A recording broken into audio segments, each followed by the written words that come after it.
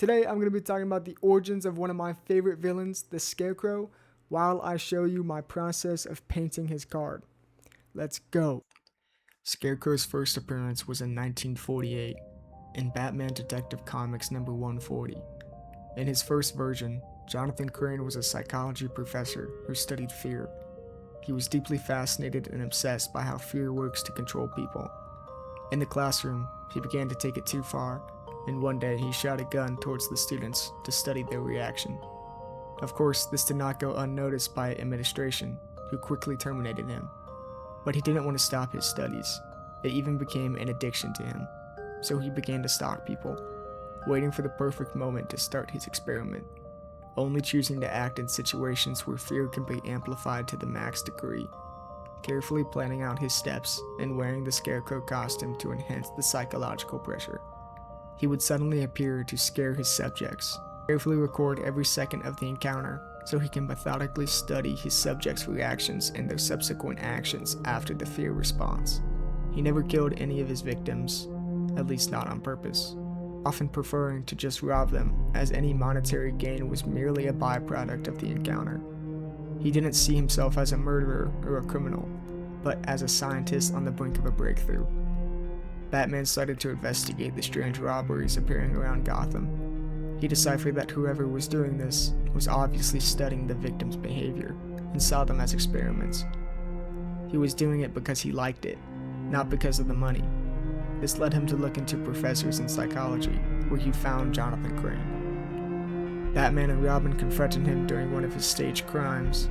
Crane tried to use fear to attack the heroes, but despite his attempts, they were able to resist and overpower him.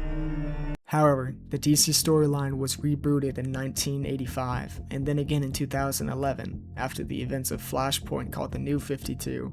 This version of Scarecrow we will be looking at the closest, as I fear it's the best depiction of his character. In the New 52, Jonathan Crane was raised by his father, Gerald Crane, who, like him, had an obsession with fear and loved to study and observe it. But after the tragic loss of Jonathan's mother, Gerald began using his son as a test subject for research. Almost every night, Gerald would lock Jonathan in a makeshift sensory deprivation chamber, all alone in the dark. And every night, a new test of phobias would lurk in the darkness. On these nights, Jonathan would wake to see his dad dragging in anything between either corpses to creatures, even one time flooding the room before tightly closing the door behind him. Jonathan's 12-year-old brain was left to wonder about the creatures in the dark. These nights were long, and often filled with Jonathan's screams till his lungs gave out, paralyzed by fear. All while on the other side, Gerald would time his screams, his heart rate, and even vocal pitch to record and analyze them. On one of these dark nights when Jonathan was still locked in the chamber, Gerald suffered from a heart attack, failing to find help, and soon died. Hours turned to days as the corpses in the darkness slowly weighed on Jonathan's mind. When the police finally found him much later, his psyche had already suffered permanent damage. He was never able to fear properly again. His life following the tragedy led him to becoming a professor in psychology and a professional chemist.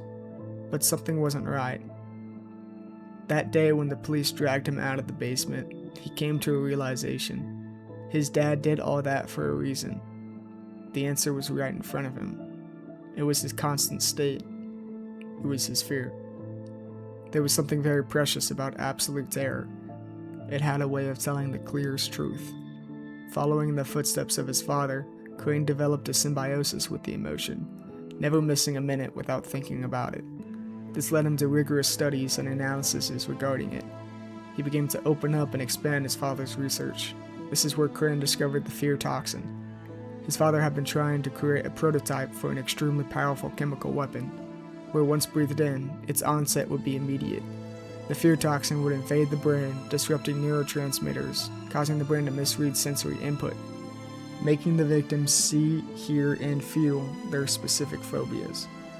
All this while severing the brain's connection to the prefrontal cortex, the part of the brain responsible for rational thought, leaving them all alone in a nightmare, with nowhere to run, as they were paralyzed with fear, just like Jonathan was all those years ago, chained to those cold, dark walls in that cellar.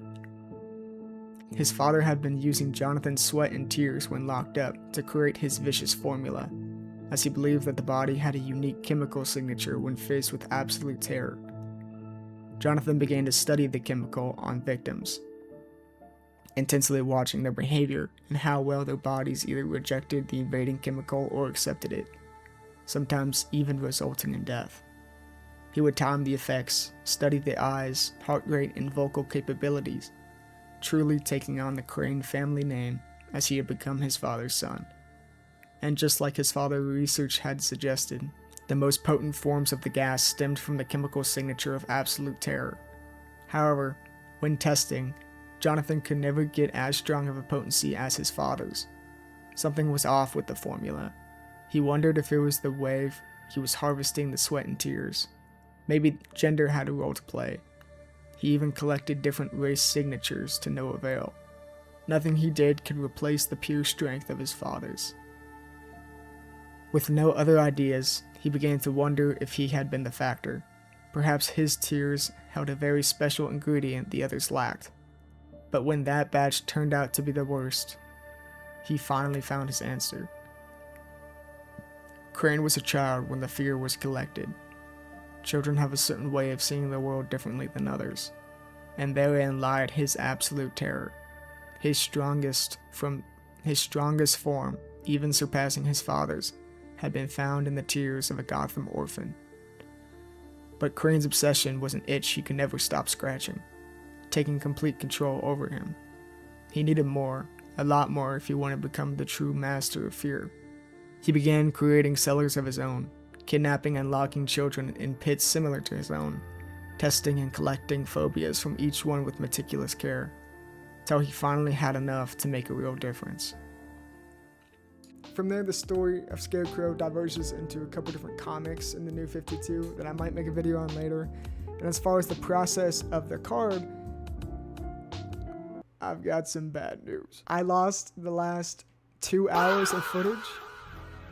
So, like the finishing touches of the cards, I don't have it. I'm so sorry. But I can show you what I ended up with, and I hope you guys enjoy.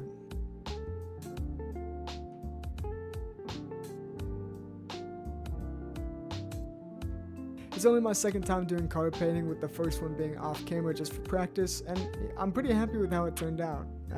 So thank you guys so much for watching, and have a good one.